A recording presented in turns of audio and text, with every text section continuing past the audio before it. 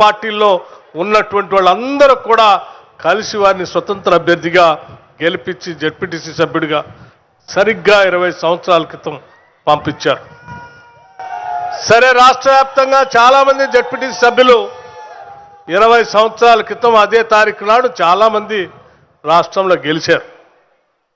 కానీ ఇక్కడ గెలిచిన సభ్యుడు మాత్రం ఆనాడు ఇక్కడి నుంచి ప్రయాణం మొదలుపెట్టి ఈరోజు తెలంగాణ రాష్ట్రానికి రెండో ముఖ్యమంత్రిగా ప్రమాణ స్వీకారం చేసి తిరిగి ఇక్కడికి వచ్చి మీ అందరికీ కృతజ్ఞతలు చెప్పేటువంటి కార్యక్రమాన్ని తీసుకున్నారు.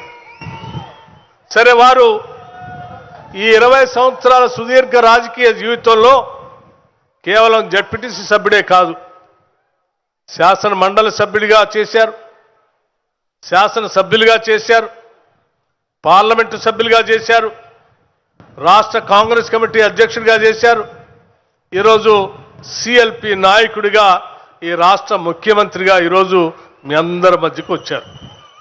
ఒక రాష్ట్ర ముఖ్యమంత్రి ఈడకు వచ్చినప్పుడు సరే సహజంగా చేతులు ఒప్పుకుంటూ అందరికీ చేయొప్పుకుంటూ వెళ్ళేటువంటి పరిస్థితులు మనం చూస్తూ ఉంటాం. వర్షం వస్తూ ఉంది, నేను త్వరగానే ముగిస్తాను, కానీ 2 విషయాలు మాత్రం స్పష్టంగా మీ అందరితో చెప్పాలనే మాట్లాడతాం. చేతులు ఒప్పుకుంటూ వెళ్ళేటువంటి పరిస్థితిని చూస్తాం. కానీ ఈరోజు రేవంత్ రెడ్డి గారు ఆలస్యం అయినా పర్వాలేదు, నేను వాళ్ళందరితో కలిసి భోంచేయాలి, ఆనాడు ఈనాటి నా ముఖ్యమంత్రి పదవికి పునాదులు వేసినటువంటి వాళ్ళందరితో నేను కూర్చొని భోంచేయాలి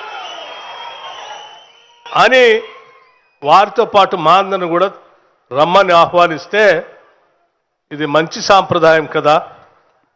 20 సంవత్సరాల క్రితం ఓటేసినటువంటి వాళ్ళు మర్చిపోకుండా కృతజ్ఞత చెప్పి నాయకుడిగా వాళ్ళకి ఒక కృతజ్ఞత చెప్పేటువంటి కార్యక్రమం చేస్తున్నప్పుడు ఇటువంటి నాయకత్వం కదా కావాల్సింది నాయకులకని చెప్పి తప్పనిసరిగా వస్తామని మేమందరం బయలుదేరి వచ్చాం.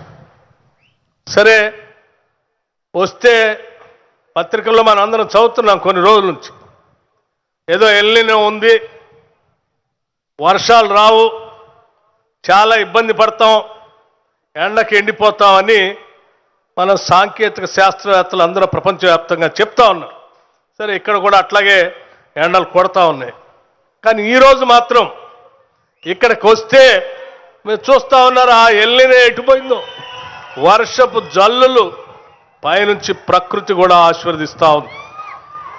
ప్రకృతి కూడా ఎప్పుడు ఆశీర్వదిస్తుందంటే నాయకత్వం కానీ పాలన కానీ ఒక మంచి సంకల్పం ఉంటే, మానవ సేవే మాధవ సేవ అని ఆలోచన చేసి వాళ్ళ అభివృద్ధి మన లక్ష్యంగా అజెండాగా పెట్టుకొని పోతా ఉన్నప్పుడు ఆ భగవంతుడు కూడా సహకరిస్తాడు, ప్రకృతి కూడా సహకరిస్తుంది అని చెప్పటానికే నేను ఆ ఎల్లిని ఈనాటి వర్షాన్ని కూడా మీ అందరికి గుర్తు చేస్తా ఉన్నాను.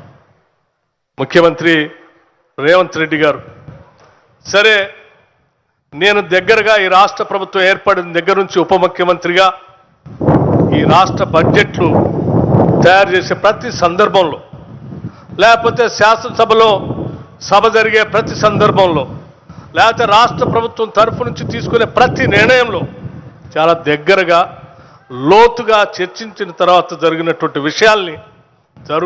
విషయాలు తెలిసినటువంటి వ్యక్తిగా కొన్ని విషయాలు మీ అందరితో చెప్పదలుచుకున్నాను. పాలనంటే, ముఖ్యమంత్రి అంటే 4 అధికారులను పోగేసుకొని ఆ అధికారులు చెప్పిన దాన్ని తీసుకొని రొటీన్గా పాలన